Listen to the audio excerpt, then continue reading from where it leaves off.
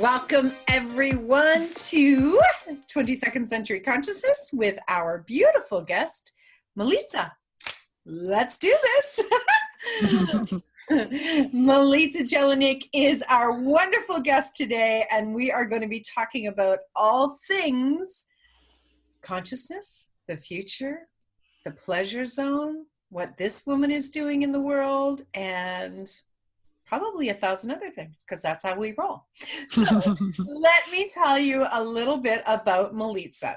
Milica is the host of the Pleasure Zone here on the Inspired Choices Network. She's been with the network now for 3+ years. 4 in wow. July. Wow, 4 in July. We have got to have a big celebration. That's awesome. Milica has a BA and works in the alternative medicine field. She is also a mitzvah technique teacher, access bars facilitator, body process facilitator, radio show host, has facilitated greater ease and health in bodies for over 15 years. I'm sure it's way longer than that, but we'll go with 15. 21 now. 21.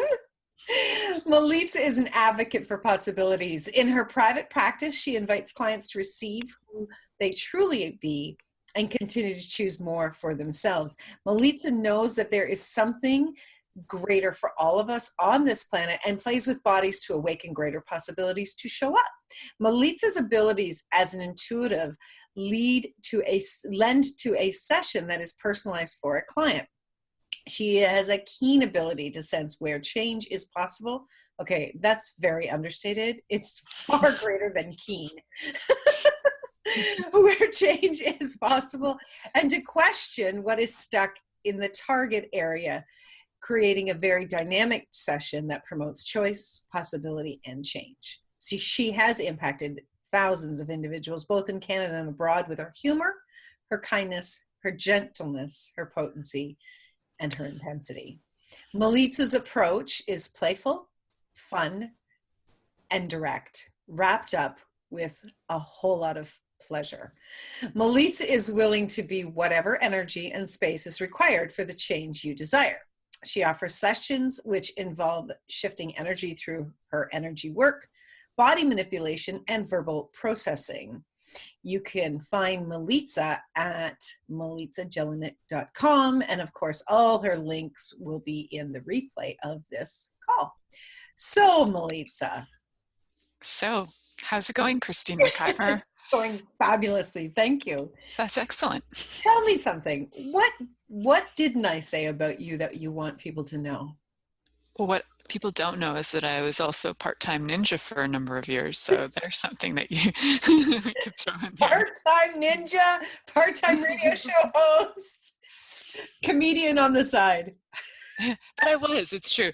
And I'm also a mother, which I don't actually put in my bio, but I find that people get surprised to find out that I have a child and I still talk about pleasure. Like somehow they're mutually exclusive. Right. You have a child or you have pleasure, but you don't have both. Well, hopefully you had pleasure creating a child. And I wonder how many people haven't had pleasure while they were creating their child. I was aware that I was creating my child. There wasn't a lot of, one person had an orgasm, but it wasn't me. Just saying. Okay. If you know anything about Milica, she is going to tell you everything. And we love that about you. Okay, I have a question for you. My first question out of the gate, Milica. When you first heard me say 22nd century consciousness, what was the first thought that came to your mind? Oh boy, I have a lot of graphics to make. Okay, all right, that's another job that Milica has. She actually is one of my amazing colleagues here on the network, and she works with me with doing the marketing and the graphics and all things social media. And then my second thought was, that's really cool. What is 22nd century consciousness? We can easily look to the past because we can look at reference materials about the past, but how do we look at reference materials for the future?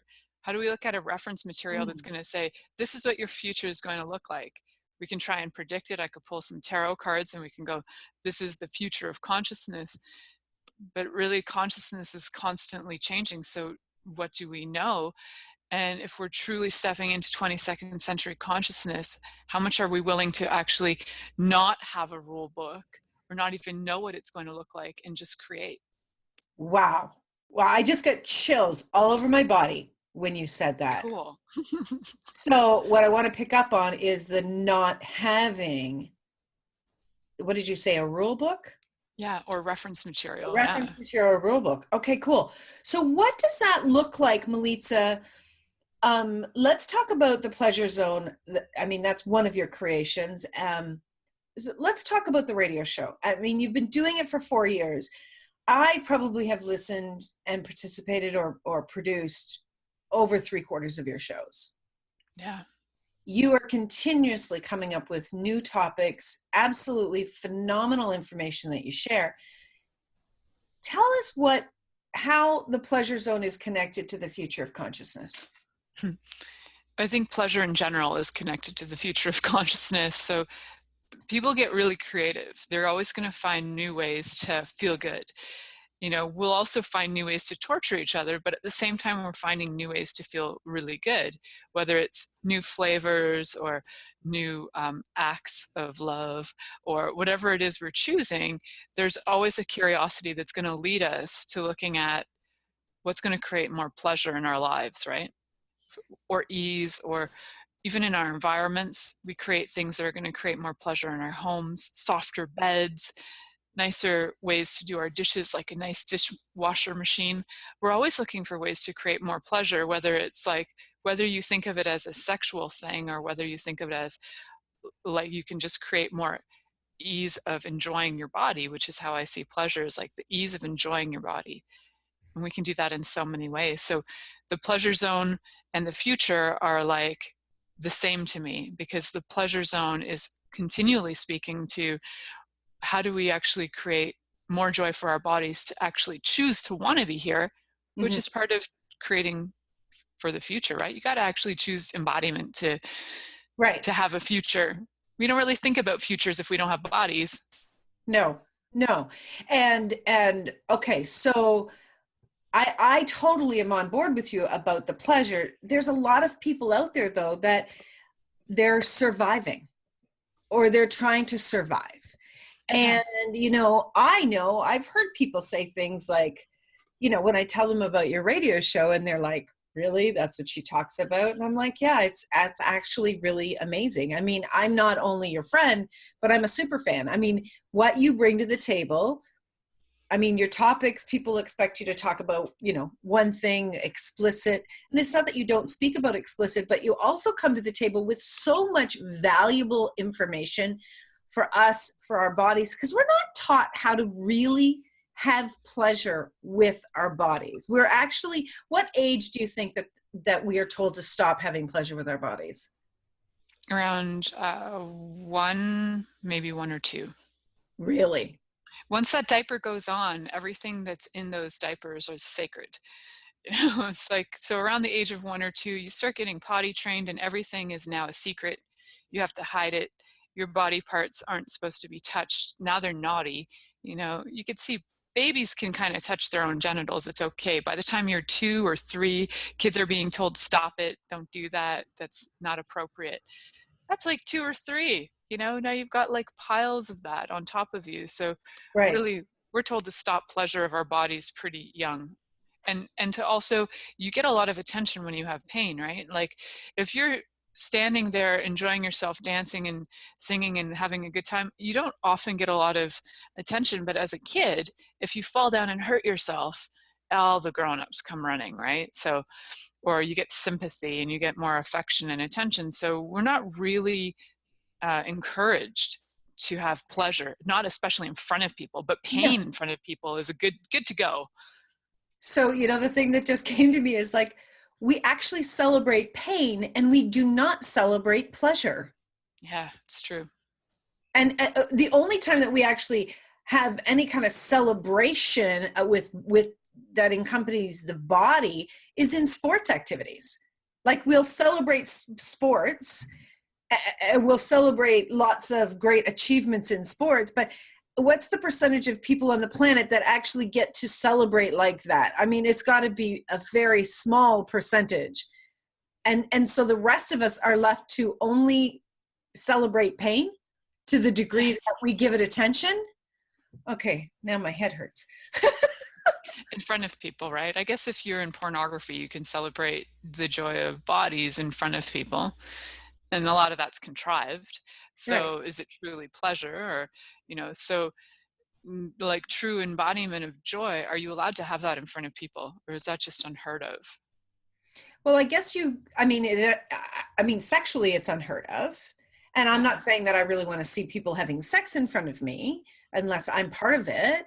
But to be able to celebrate the beauty of the body and to really honor it, and every shape and every size, we've cut that off so dynamically for billions of years, and we're talking about the future. So Milica, what do you know? What can we be choosing, and what questions can we ask to really move into the pleasure of our bodies and of our lives for the creation of, like you said, there's no separation between the two, but so many of us are cut off from it. How can we move that into our lives today to create for the future?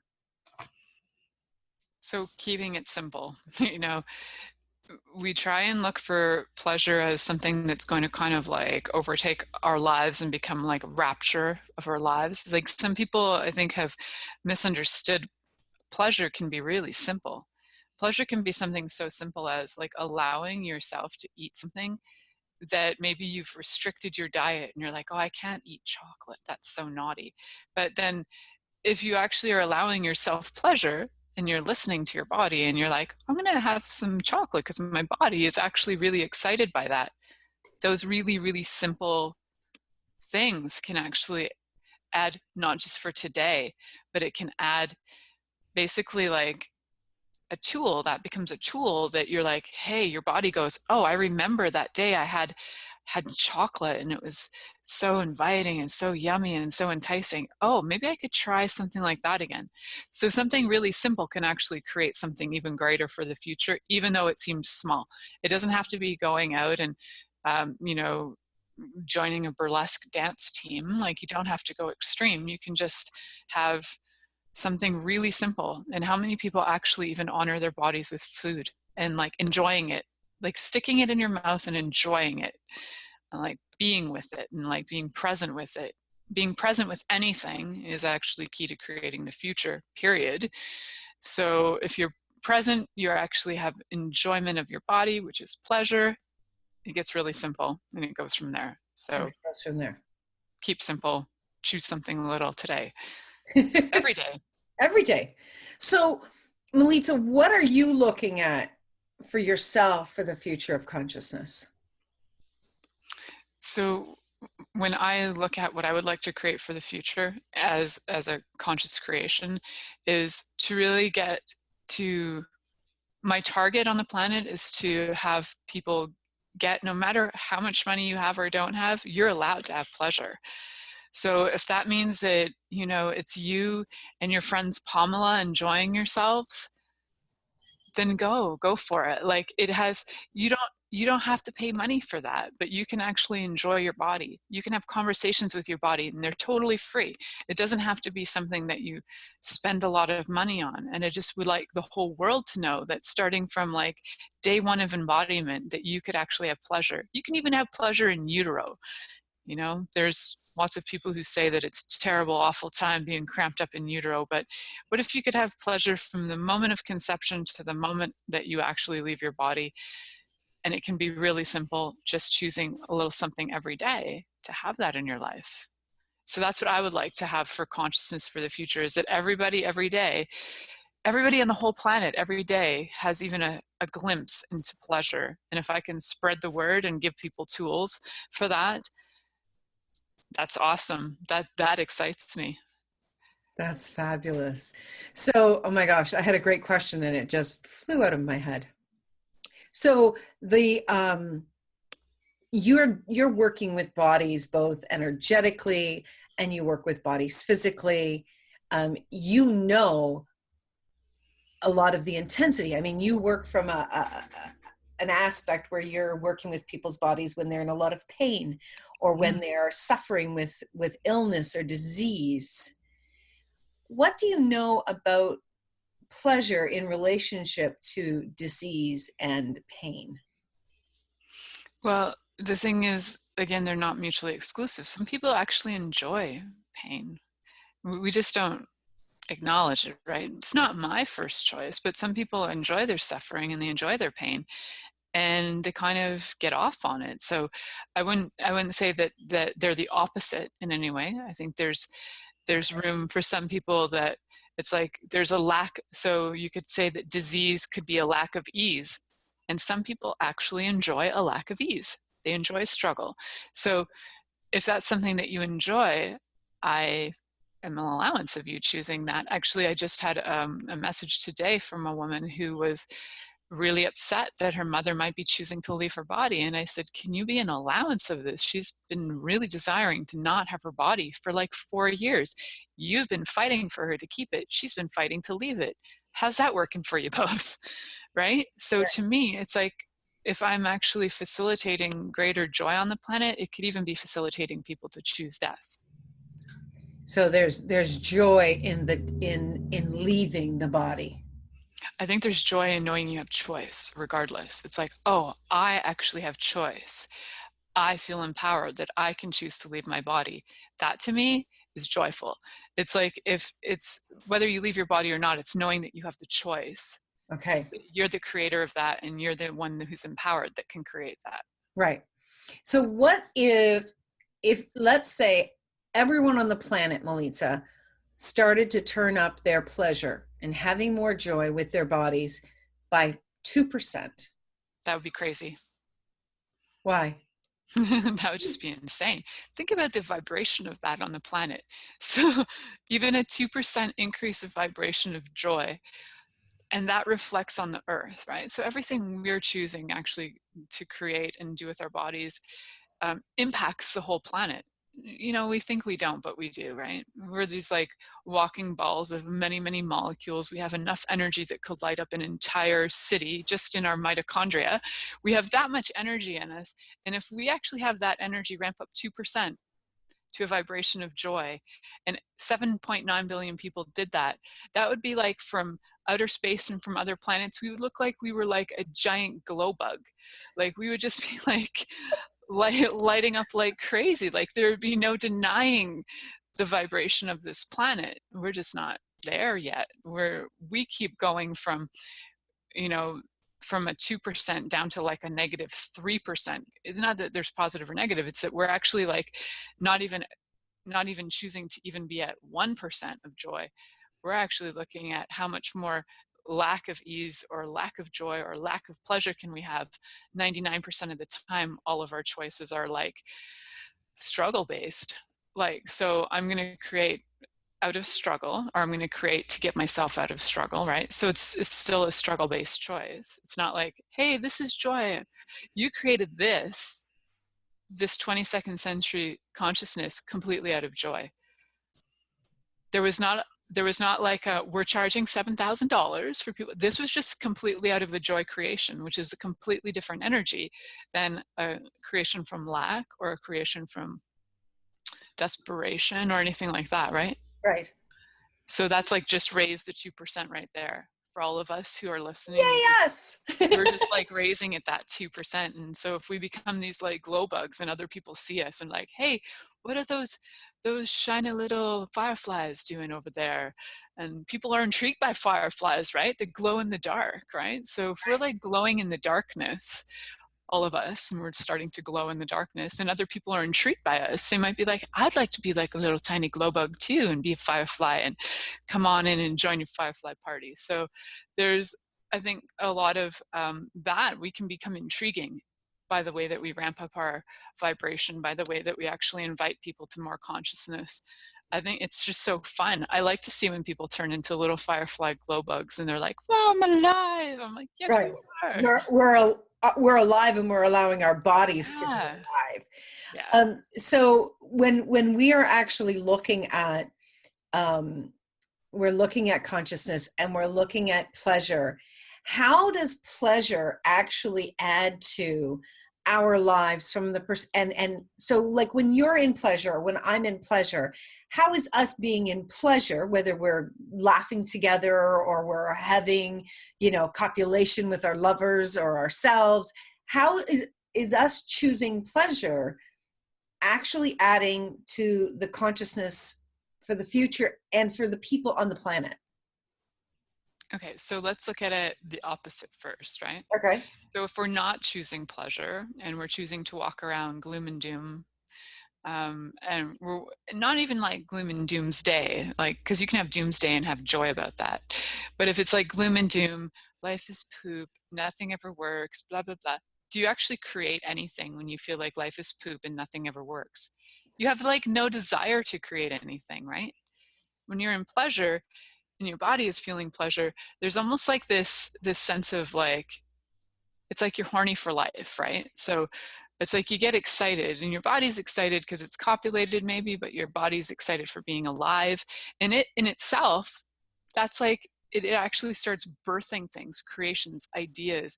So how does that create for the future? Well, now all of a sudden you are creating new babies for the future that maybe never existed before. So, so having pleasure, basically pleasure is to me like one of the keys to creating,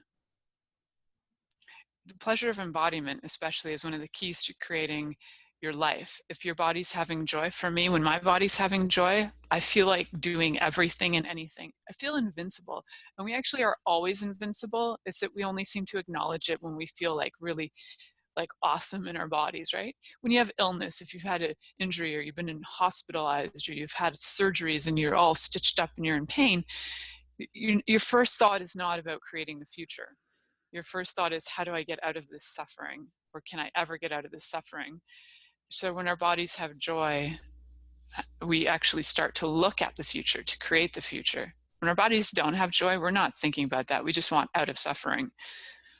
Right. So by you and I choosing joy, we're actually increasing the probability of other people picking up on the energy of joy and possibly choosing it as well. Right. This is the firefly effect. Yeah. They're like, oh, I like it. It's so attractive. I want to have that. That's cool. And a lot of people do diminish the value of pleasure. They think, wait a second, Milica, that's all well and fine that you like to play over there. It's like they nearly pat you on the head. We need to get serious. There's some serious things going on in the world. There's some serious problems. We have gun violence. We have murders. We have suicide. We have poverty. We have, people are dying of hunger. We need to deal with this serious stuff. Mm-hmm. What do you say to that? I say that's all interesting. And it's also all a choice for the people who are choosing to be violent with guns and the people who have chosen lives of poverty. You can't say that in other lifetimes I haven't chosen a life of poverty, right? I don't know. In this lifetime, I chose not to have that, or chose to outcreate it because I was in it for a while. I chose to outcreate that.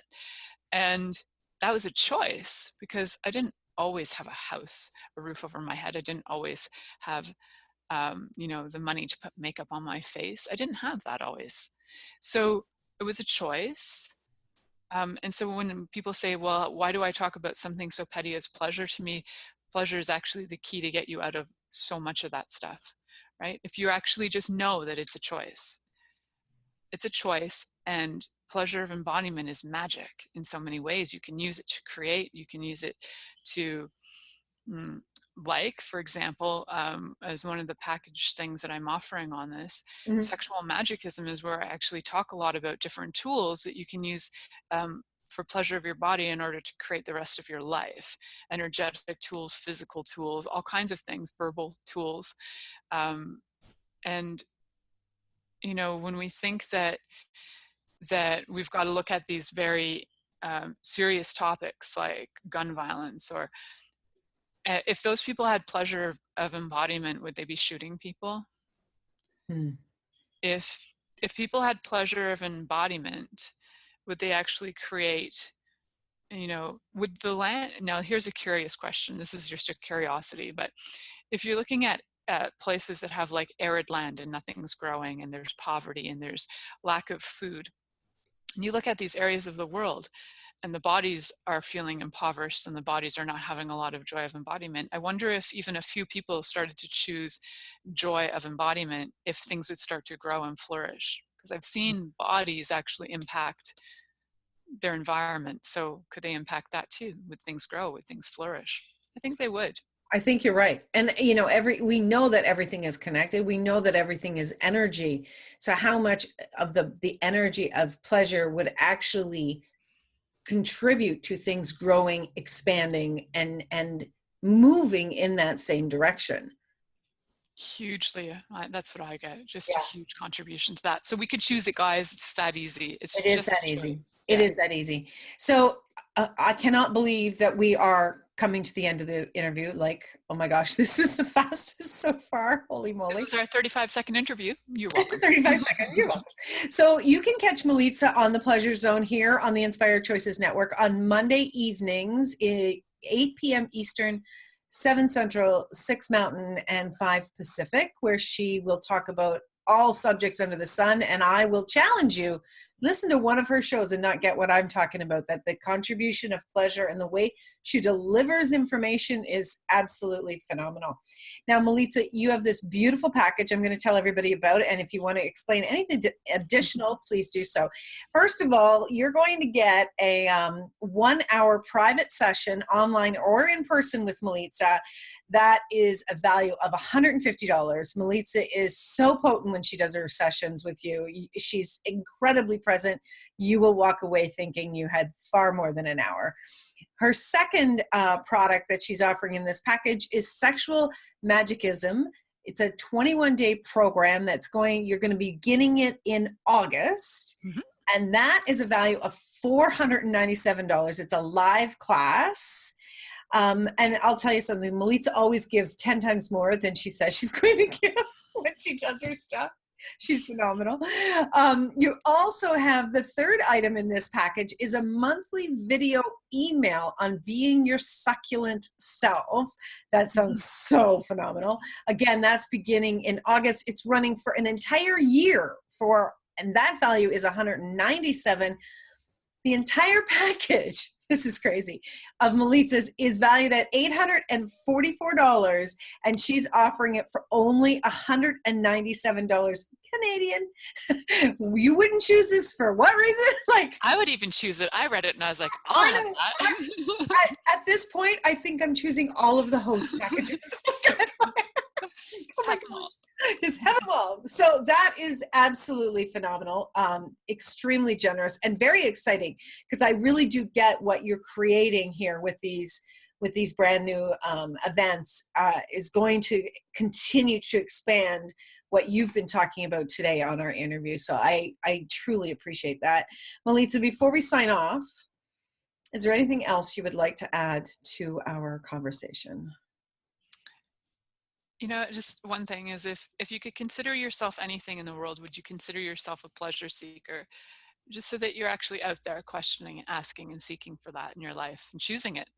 I dare you. I love it. Dare. She throws it down with a dare. Okay, my friends, thank you so much for choosing to join us live.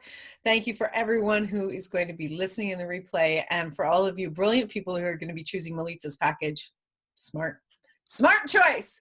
Stay tuned. We will be back in just a couple of hours with Sheila Speaks for our next interview. Sheila is a host of Money, Abundance, and You. So we will see you then. Take care, everybody. We'll see you on the Inspired Choices Network. Bye, Milica. Bye.